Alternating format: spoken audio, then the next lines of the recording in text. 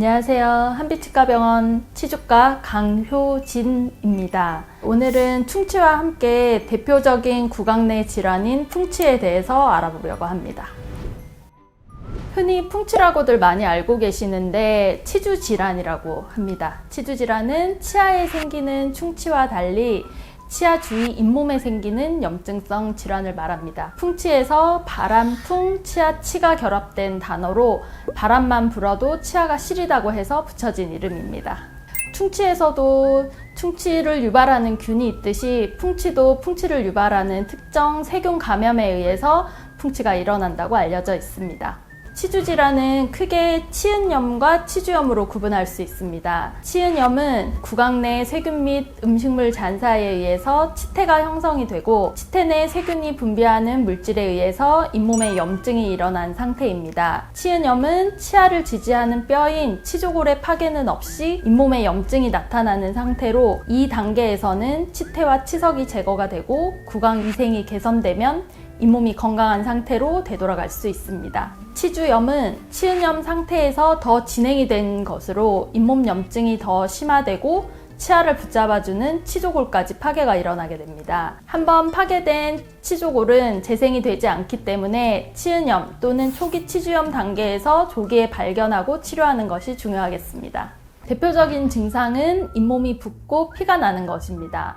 그러나 초기 풍치의 경우에는 아무런 증상이 없는 경우가 많습니다. 환자분들이 가장 먼저 느낄 수 있는 것은 잇몸에서 피가 난다는 것입니다. 잇몸이 붓고 치아가 시린 증상을 느끼는 경우에는 상당히 진행된 경우가 많으며 통증이 심하고 치아가 흔들린다고 느끼는 경우에는 발치가 필요할 정도로 골소실이 많이 진행된 경우입니다. 초기에는 대부분 증상이 없는데 이때 방치하는 경우에는 증상이 악화될 수 있기 때문에 정기검진을 권해드리고 있습니다. 1년에 최소 한 번 이상 스케일링을 받는 것을 추천드리고 치조골의 파괴는 육안으로 관찰이 되지 않기 때문에 방사선 촬영을 통해서 정기적으로 검사를 해주는 게 중요합니다.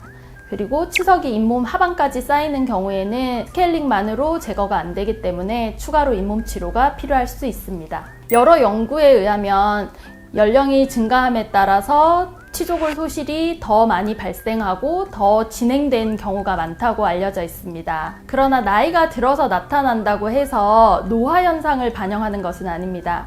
그만큼 치석이나 치태가 오랜 시간 영향을 주었기 때문이라고 할 수 있습니다. 어리고 젊다고 해서 풍치가 안 생기는 것은 아닙니다.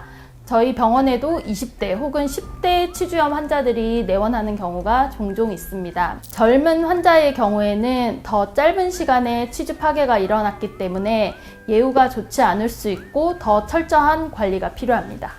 치주 질환의 원인 요소가 세균 한 가지만 있는 것은 아닙니다. 세균인자, 국소 환경인자, 전신인자 이렇게 세 가지로 크게 분류가 될 수 있고 첫 번째 세균은 직접적으로 염증을 일으키며 치주 질환의 주요 원인이 됩니다.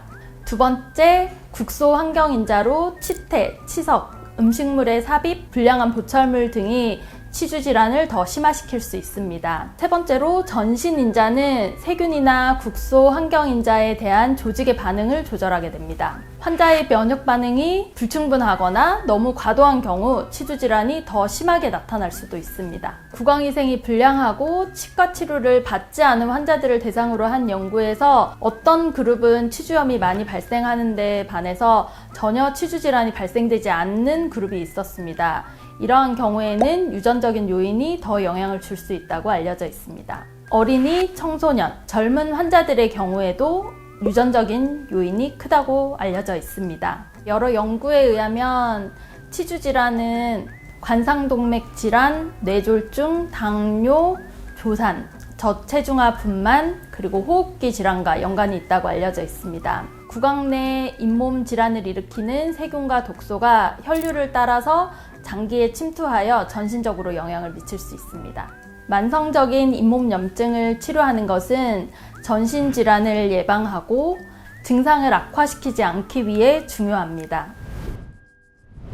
지금까지 풍치란 무엇이고 방치했을 때 어떤 결과를 나타내는지 알아보았는데요. 다음 시간에는 풍치의 관리와 치료에 대해서 알아보겠습니다. 풍치의 치료와 관리가 궁금하시다면 구독, 좋아요 알림 설정.